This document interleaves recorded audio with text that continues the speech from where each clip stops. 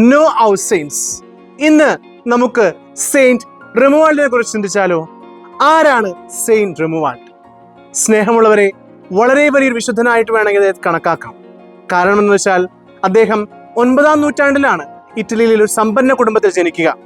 നമുക്കറിയാം, സമ്പന്ന കുടുംബത്തിൽ ജനിക്കുമ്പോൾ അതിൻ്റെതായിട്ടുള്ള കുറേ കാര്യങ്ങൾ അവരുടെ ജീവിതത്തിൽ ഉണ്ടാകും. ഇദ്ദേഹം പ്രത്യേകമായിട്ട് ലോകത്തിൻ്റെതായിട്ടുള്ള എല്ലാ കാര്യങ്ങളിലും ആകൃഷ്ടനായിരുന്നു. അതുപോലെ തെറ്റുകളിലേക്കൊക്കെ പോകാനിടയായ സാഹചര്യങ്ങൾ ഉണ്ടായിരുന്നു. എന്നാൽ പിതാവുമായിട്ടുള്ള ദാരുണമായൊരു സംഭവത്തിന് ശേഷം അദ്ദേഹത്തിന്റെ ജീവിതത്തിൽ ഒരു ആത്മീയ പരിവർത്തനം സംഭവിക്കുകയാണ്. ആത്മീയമായി അദ്ദേഹം വളരുകയാണ്. 1027 ജൂൺ 19-ാം തീയതി ഇദ്ദേഹം മരിക്കുന്നു. അതിന് മുന്നോടിയായിട്ട് തന്നെ ഇദ്ദേഹം ഒരു ബെനഡിക്റ്റ് സന്യാസ സഭയിൽ ചേരുകയും ഒരു സന്യാസിയായി തീരുകയും ചെയ്തു.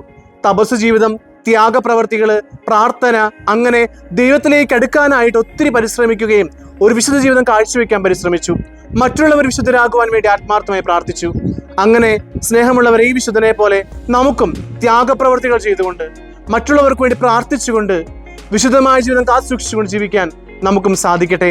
മറ്റൊരു വിശുദ്ധനുമായി നാളെ കാണാം.